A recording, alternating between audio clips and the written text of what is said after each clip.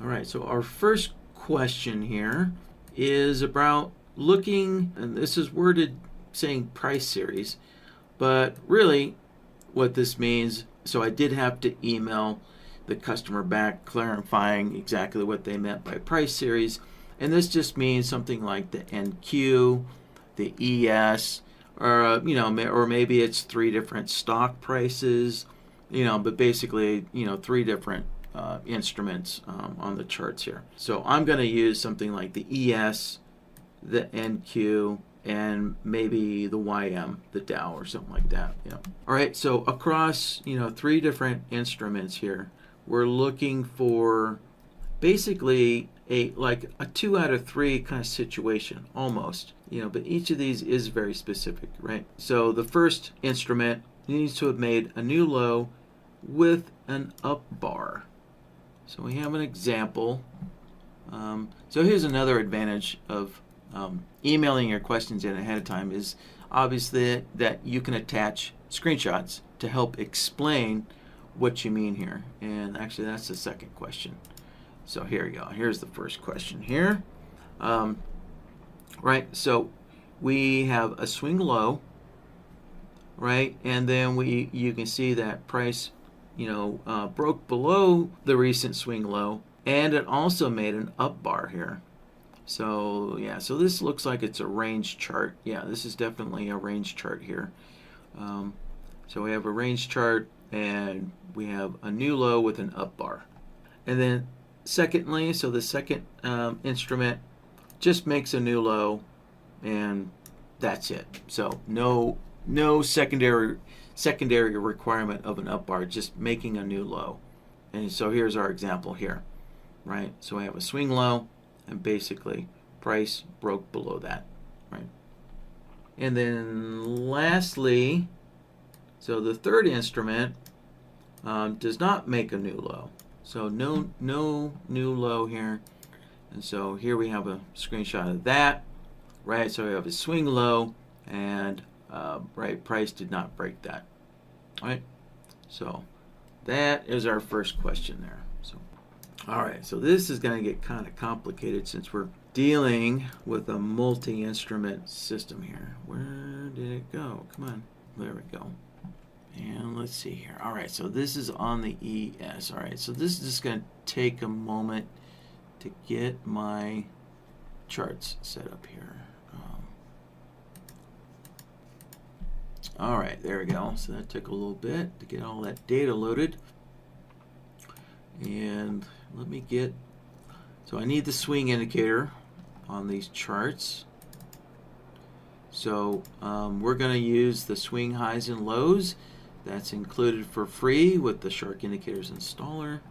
I'm kind of guessing that we need to set the swing strength down a little bit lower here. Yeah, so this only had a 3 bar, 3 bar, 4, 5, 6.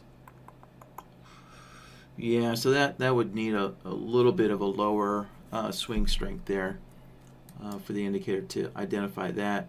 Yeah, that one's okay. Yeah, okay. So again, so when you're identifying these swing lows, obviously that's totally up to whatever swing indicator you want to use to do that here. Yeah. All right, so let me also add the swing indicator to this other chart.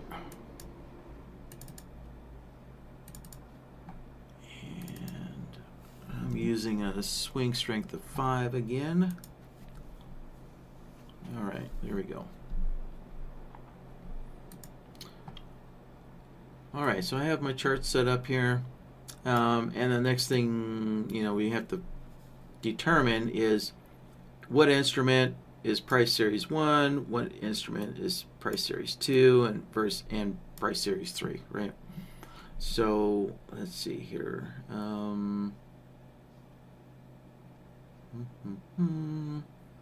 Let's see. Since price series 1 and 2 basically need to make new lows. So they're kind of moving together. It sounds like they need to move together in sync here. And price series 3 could be totally different and random here. So I'm going to make the NQ price series 3, and I'll make price series 1 the ES. So let's see here. Let me switch this over to the ES, and I'll make the other one the YM. So, right, S&P and the Dow usually move fairly synchronous. And all right, there we go. So, and all right, looks like I'm gonna have to synchronize my crosshairs.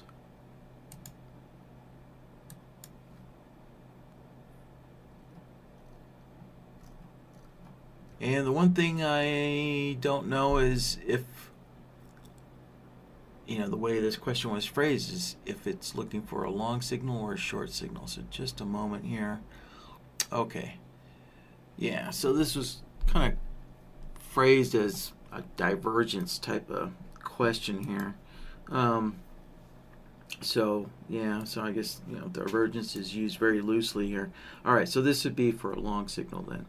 So, right. So we might have to, so since the markets have been up the last couple of days, we might have to reverse everything here and try and look for some short signals. Although, oh, you know what? Okay. Yeah, I need to make another adjustment to the swing indicator. Alright, let me make that adjustment to both charts. Alright, so number of swings, I knocked that down to 2. That way we're capturing all the swing points.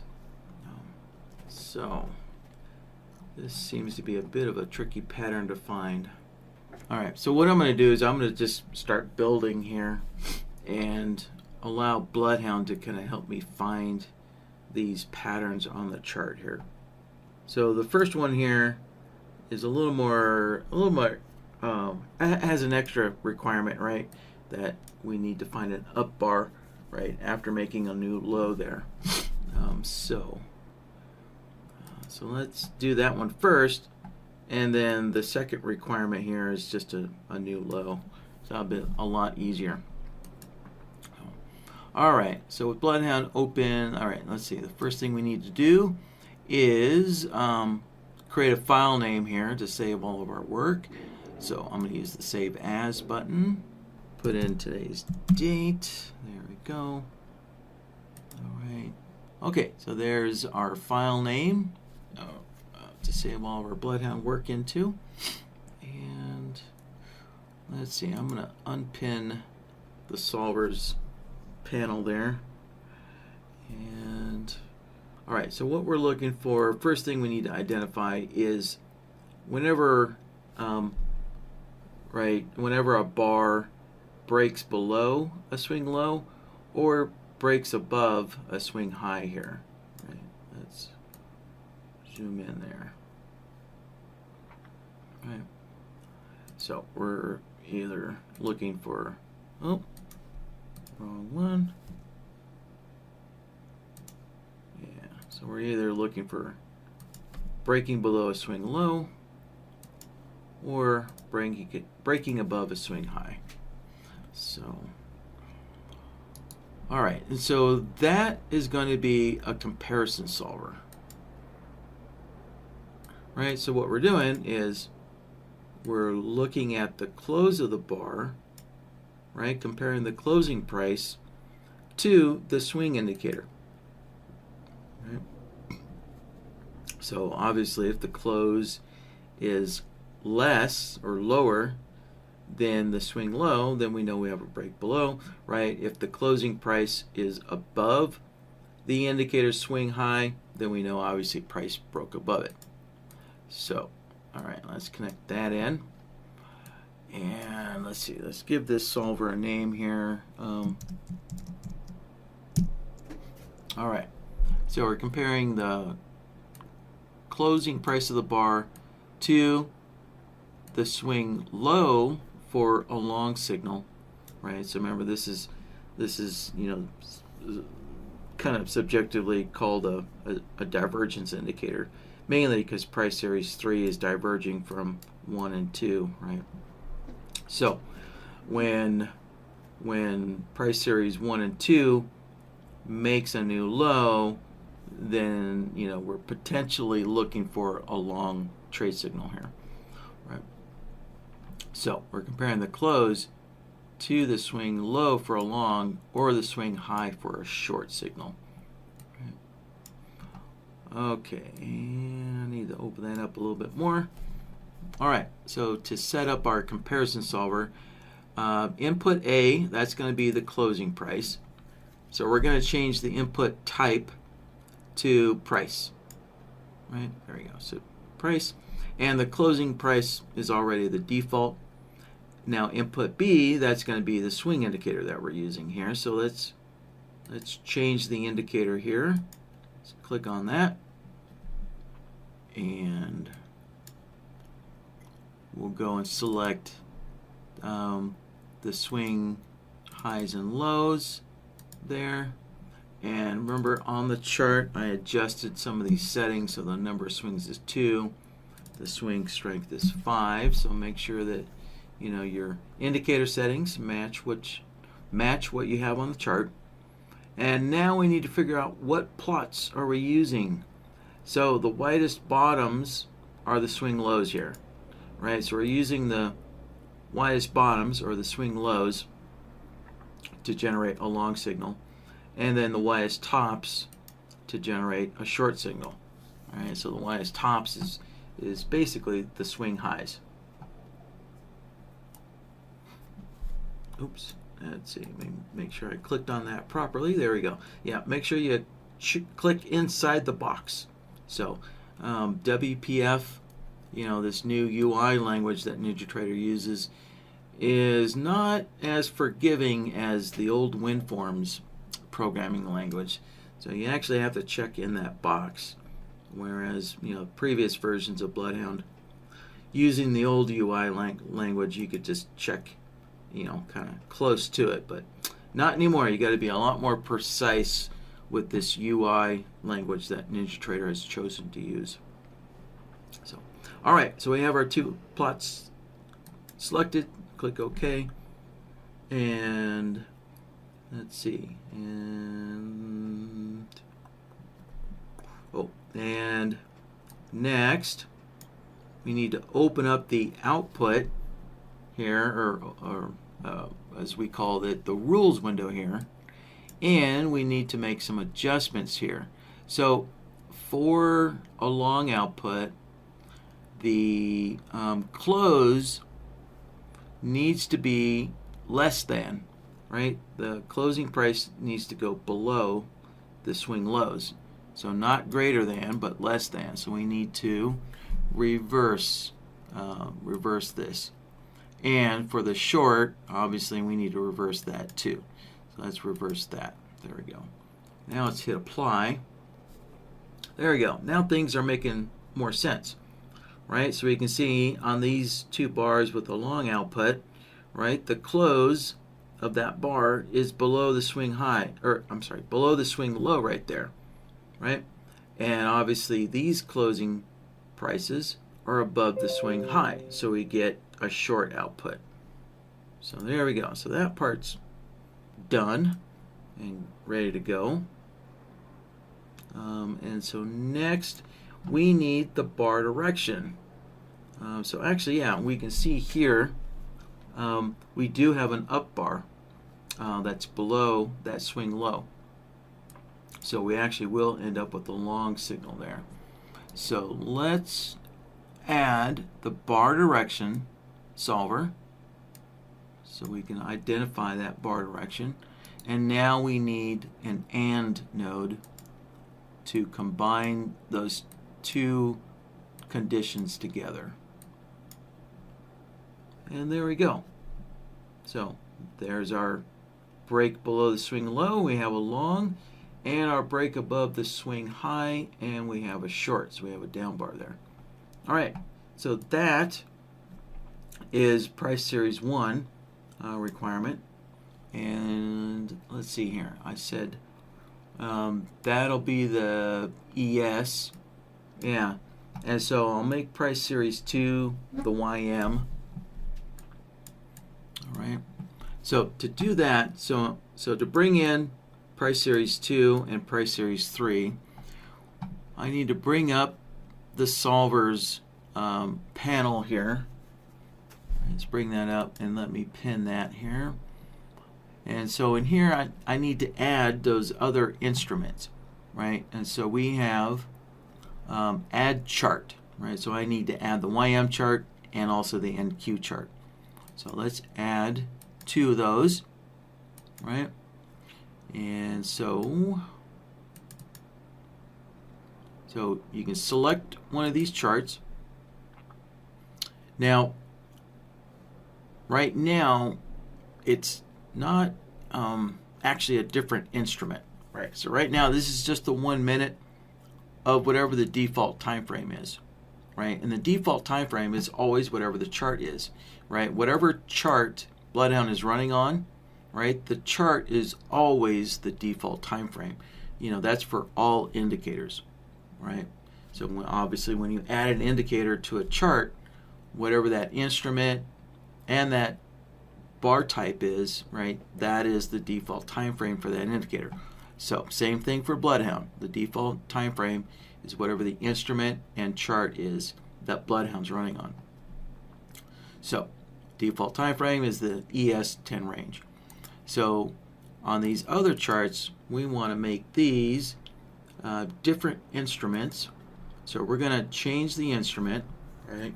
So if you leave the instrument blank, like it is right now, then that means, you know, these are going to be the ES instrument, you know, and therefore you can just go and change the period of the chart. Right? All right, but anyways, we're going to the first one. We're going to switch it over to the YM, and the period is going to be a range chart. So let's also make this a 10 range. So there we go. All right, and so you can see over here, right, it's the YM 10 range chart now. And let's go down here and let's make this one the NQ. And again, the period, we want that to be a range chart as well. There. All right, 10 range right there. All right, so let's see. Yeah, that should do it. All right, so I think we have the 3 different price series all set up. I think we're good to go. So next, let's make, right, the price series 2, which is just a new low. And again, right, we already have a solver that's doing that, right? But this comparison solver, right here, it's running on the default time frame.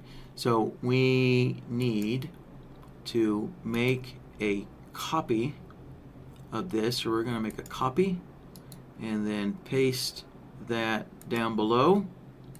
Right, there we go. So we have a second one here. And on our solvers panel here, right, there's that new copy. But we want that to run on the YM. So we're going to hit the down arrow, or you can drag it down. So you could drag it down if you want, but that's a little tricky. You know, like I said earlier, WPF is so precise, so picky, that it's actually easier just to use the down and up arrows there. Right. So, okay. So here's that new solver, right? And we can see now it is running on the YM 10 range chart. So, then let's see here. Let's adjust the name a little bit. So, okay, and let's see. So this solver alone is the second requirement. So that's the price series 2, just making a new low. So let's see if this works out. So I'll connect that in, and notice how BloodHound is saying that hey, a new chart has been added, so we need to reload the chart, right, to update NinjaTrader. So NinjaTrader needs to load in the YM and the NQ into BloodHound. So we need to reload the chart to do that here. So I'm just going to do an F5 or a reload, and let's take a look. Yeah, so you can see with my crosshairs here, let's see, yeah, this is the YM. Yeah, so with my crosshair there, yeah, so we can see it's right here. Let's just mark this guy. There we go. So obviously this bar is below the swing low right now. Yeah. So that's still long. And remember, we had a short right there. However, let's see. So we have. All right.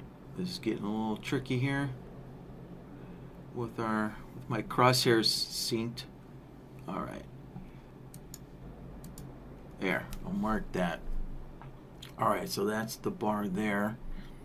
And, yeah, so the swing high stopped plotting right there. So it didn't work out. Yeah, this swing highs and lows indicator does have a few bugs in it. As we can see here, it's not perfect. So the swing high stopped plotting right there and then started plotting again. Let me play with this. See, maybe if I increase the number of swings to 3, that might fix it. No.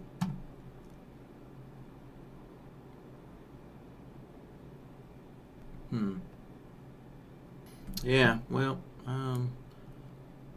nothing we can do about that. So as mentioned earlier, systems that rely on, swing low points are obviously, well, all systems are, at the mercy of whatever indicator, is being used to make that system here. So we should have had a short signal there, but because the swing highs and lows does have some glitches in it, yeah, we're not seeing that signal right there. Oh, but here we go. Let's move back. There we go. So we do actually have a short right there. Let's see, what bar is that? Okay. Yeah, so it looks like it's that bar. There we go. So this bar is definitely above the swing high there. That swing high. Yeah. All right, so good. So we do have at least 2 spots to kind of work with here. So that would be price series 1 and price series 2. Now we need to throw in price series 3. All right, so price series 3 again is going to be this comparison solver but this time, right, instead of a new low, we need price to be above the swing low, right? So not make a new low obviously means that price is above the swing low. So we just, let's see here, let's pull up the image again.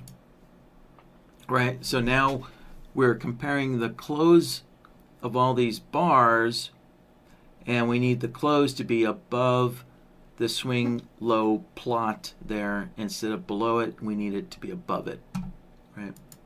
So essentially this solver here is almost ready to do that. So let's see if I can paste. Let's see. No, clipboard's empty. Okay, so let's copy this again and paste it on the board. There we go. We'll connect that in. And all right, this is going to be the NQ now. So on the solvers panel here, there's the close compared to the swing high and low for the NQ, and I need to move that down onto the NQ instrument, right, or NQ chart. There we go. And let's see. All right, so that's on the NQ, and so I need to go into the comparison settings here. So in other words, I need to go into the rules window, right? And this time, for a long output, I need the close to be above the swing low, right? So I need to set this back to the way it was originally, like so. And all right, there we go. So let's just kind of compare charts to charts here. So let's switch this over to the NQ. There we go. I guess let's go to the end of the chart here. Yeah, the NQ moves a lot quicker. So,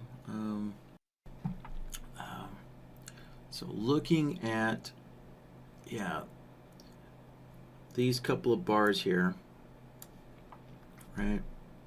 So we can see on the NQ chart, that the close is above that swing high right there, and right here it's still above the swing high. Is it?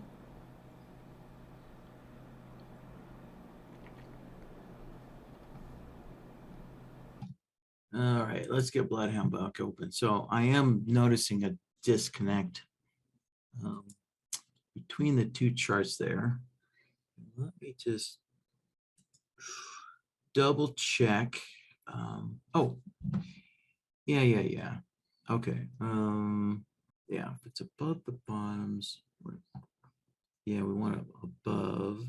Oh, yeah. Okay. Yeah, so I need to make sure I have the correct plots selected here. And okay, yeah, so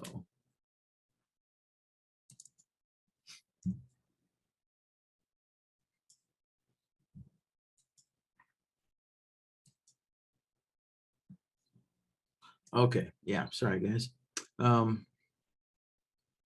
So I was speaking incorrectly here. So we need, so we're looking for the close of the bars to be above the swing low, not above the swing high, sorry. So, all right, so now that, it makes sense. So obviously everything's above the swing low, and so the NQ is, the closing price is still above the swing low. So we have, so on the ES, so we got these 4 bars, with these long outputs. And so here we have 2 bars with a short output, and that should line up with this swing high right here, right? This swing high, all of these bars, below it will have the short output. Until we get to here. Okay. Let's see. It seems like we should have 2 long outputs here. So on these short bars here, we should have a long output as well, because Yeah, we can see that price is moving down, and so the NQ has been below the swing highs for quite some time. All right, let's just double check some settings here. Yeah, so that's on a 10 range. That's a 10 range.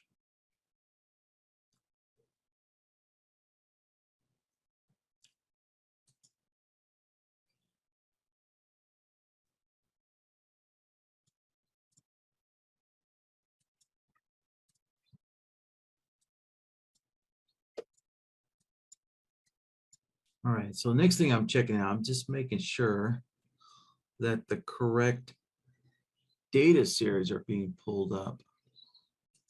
Right. So one cool thing about BloodHound's label here is you can see what charts it is loading up there. Yeah, so you can see it's running on the ES 10 range chart, obviously, because this is the ES 10 range chart. But then also it has the YM 10 range chart loaded in as well, and the NQ 10 range chart loaded in as well. So, well, I don't know. I can't explain, what the indicator is doing here. Again, my guess is just that for some reason the swing highs and lows is not calculating correctly inside of BloodHound. So, obviously it's not, because we are missing two long outputs right there. Sorry, hold on a minute. I'm getting switched up. Yeah, I am getting switched up again. Sorry, the long outputs are coming from the swing lows. Right, yeah. And yeah. All right, sorry. Everything is good. Everything is good here. I'm just getting hung up on the wrong swing lines here. Yeah, so while the closing price goes below this swing low here, right, that swing low there, while price is below that swing low, yeah, we're missing a long output. Sorry, guys. Okay, and the short output, let's see, that is when price is below the swing high. Yeah, so we have a couple of bars here. Yeah, all right, so there we go. So we have a couple of bars here missing a short output. So there we go.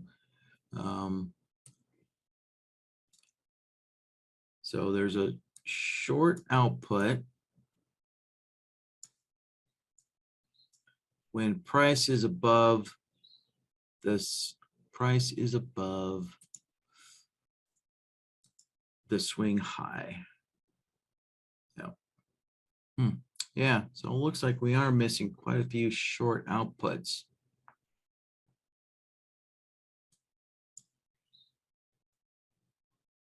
Yeah.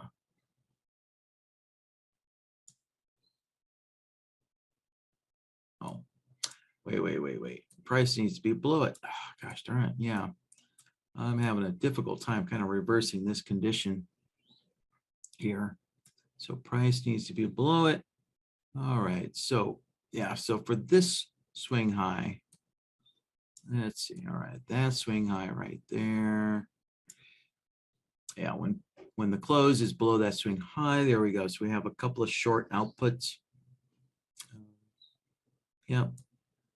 Until the close goes above it, then the short outputs disappear. But then we get a new swing high. And so we should have some short outputs again. Yeah, it looks like we're missing a short output somewhere around here. Yeah, it looks like we should at least have that short output. And I think we're missing a couple of short outputs over here as well. Yep. Let's see. Yeah, we are.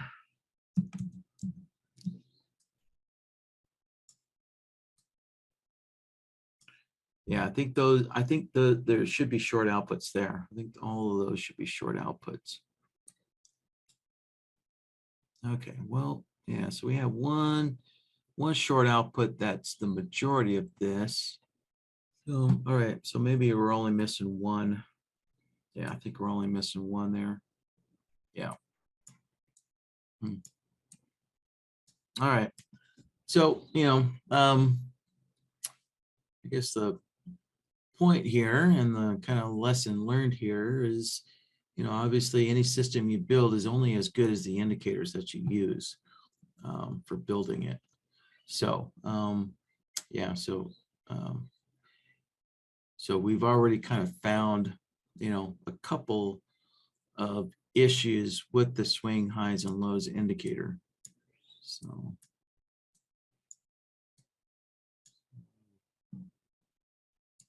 yeah, so one of them, for some reason, we kind of have this gap here. That happens sometimes. And this other one here, yeah, who knows? Who knows what's going on there? Obviously we can't see inside the indicator.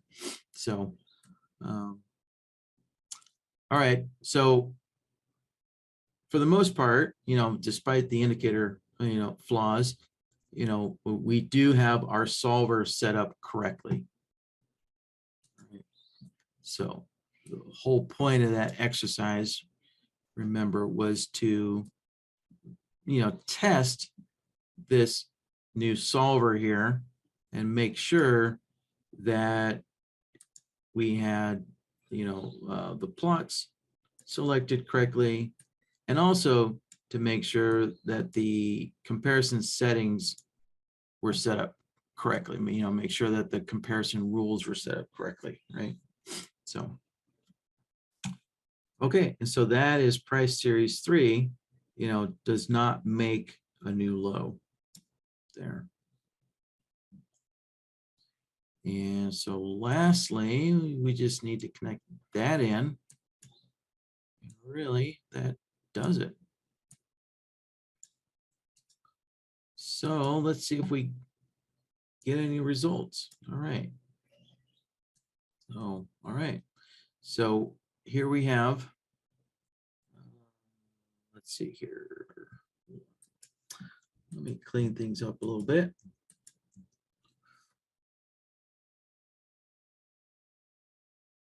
All right, so we have a swing high, price series, right? This is price series 1. So it makes a new high, right? So we're reversing this. So price series 1, makes a new high with a down bar. So there you go. There's our down bar. Price series 2 only needs to make a new high. So if we switch this over to the YM, there we go. Right. So yeah, so here's our swing high, right? And price is clearly above that swing high. So yeah, so we have new highs for price series 2. And then price series 3 is basically no new high. So let's go back to the NQ. Excuse me. Sorry. Yeah, all right, we're waiting for the NQ to load up. Well, that's odd. What happened to this chart? Let's try this again. Looks like NinjaTrader just failed on me. All right, let's reload that data. Try this again. So, yeah, maybe we have a data feed issue with NinjaTrader. You know, maybe that's why the swing highs and lows, or maybe that's the reason why we have a couple of bars with, you know, a missing output. Is maybe, yeah, NinjaTrader is just not disseminating the data series correctly, or the price series. Yeah, looks like my chart just died on me. All right, well, just a moment, guys. Let's shut down Ninja and restart. Oh, all right. No, good. Thank goodness. Okay, that was my mistake here. Actually, NinjaTrader, I wish they would clean this up here, but NinjaTrader left a very old instrument in my list, and I was not checking the contract month. All right, so thank goodness. Okay, that was just a simple mistake there. All right, so getting back to, all right, so back to this short signal here. So we needed price series 3, and let's pull up, where is it? There we go. All right, price series 3 means to have no new high, no new high. And yeah, so there you go. Here's price series 3 had, so the NQ had just made a new high and price is below it. So, all right. Yeah. So there we have it. Let's see if I can find some long signals. Yeah, there we go. All right, so here's a long signal there. All right, yeah, so we can see on the NQ, which again is price series 3 here. So there's no new lows here, right? So we can kind of see that the swing lows are kind of stepping up, right? And price has been above those swing lows here when we get that long signal, right? So this long signal there. And so let's take a look at price series 2, make sure it made a new low. So again, that's the NQ. I'm sorry, the YM. That's the YM. All right, yeah, so we have this really high swing low right here. So yeah, so price is making some lows here. And luckily, so this signal happens, you know, just after this new swing low developed. So that long signal got in just in the nick of time before this new swing low was detected. Yeah, looks like it's on this second up bar right here. So we have this up bar that made the new low, which is going to turn into a swing low here in a couple of bars. So, all right, and so there is a long signal right there. All right, well, I think that we're done. So, and so just one last thing to mention here, right? So this, you know, this system here was built, you know, specifically, you know, as it was written, you know, for a specific price series to do something, and the next specific instrument, you know, to do something, and the third instrument to do something. So if you want to make this a little more universal, you know, so that you kind of get, although, yeah, I mean, I don't, you know, I'm not sure if making this universal really applies, because, you know, the instrument 1 and 2, you know, there are some differences, right? We need an up bar. But if somebody wanted to make this kind of universal here, where really you're kind of checking for, you know, 2 out of the 3 instruments, you know, to make a new low, and the third one not, you know, we want to make this a little more universal, so that way, price series 1 could be either the ES, the YM, or the NQ, so on and so forth.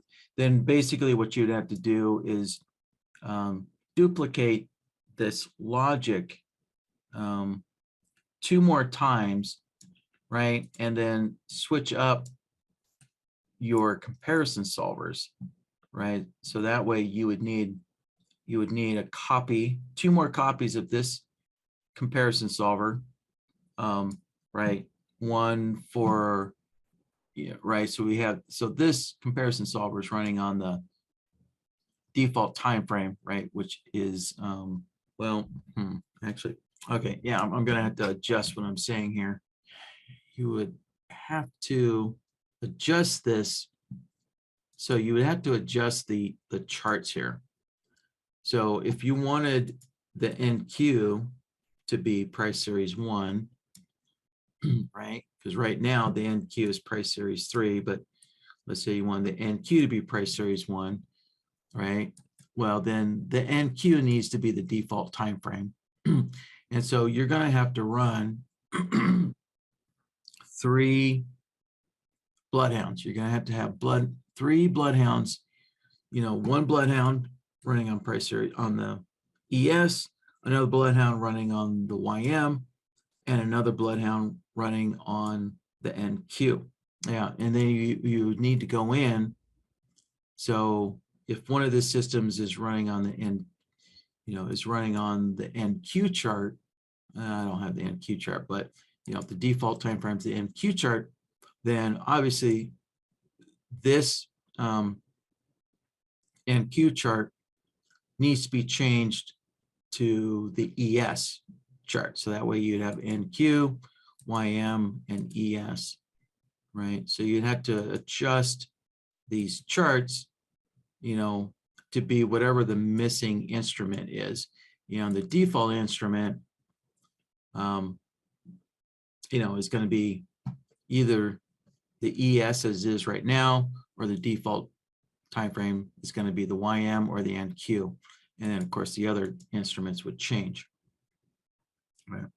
And so that would basically create the 3 different combinations, of this setup here, for all three instruments. Yeah, all 3 charts.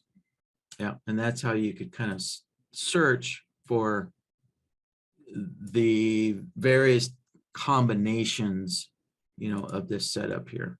All right. So I guess I should mention that because this is using a 10 range chart, right? Range charts do not synchronize. Across different charts, right? Since they're non-synchronous, you can't just build all 3 combinations here all in the same bloodhound system, right? And that's because the default time frame is the primary price series. And so bloodhound is calculating whenever the bar closes on the default time frame, right? So if you make the YM, so let's say if you want price series 1 to now be the YM, well, then you need bloodhound calculating when the YM closes, closes for that up bar. Right? And so the only way to do that is to make the YM the default time frame. So that means bloodhound has to run on the YM chart.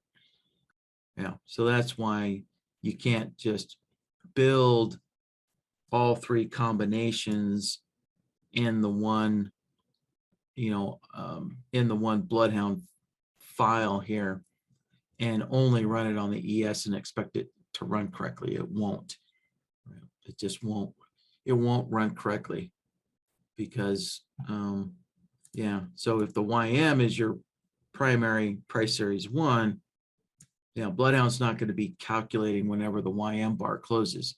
It's always going to be calculating whenever the default time frame bar closes, right? So you're going to get that, disconnect between the different charts and when bars close and everything, because this is a range chart. Now, if this was running on a 1 minute chart, that'd be different, right? Because 1 minute bars close, they all close together at the same time. So if this was time-based charts, you could build all three combinations into one BloodHound file and it would run correctly. But any other chart type, that would not work correctly, since the bars don't synchronize. So, okay, so there you go. There's that last little tip about a multi instrument or multi price series type of system there. So, all right. So with that, let's see. I don't see any follow-up questions on this. So, all right.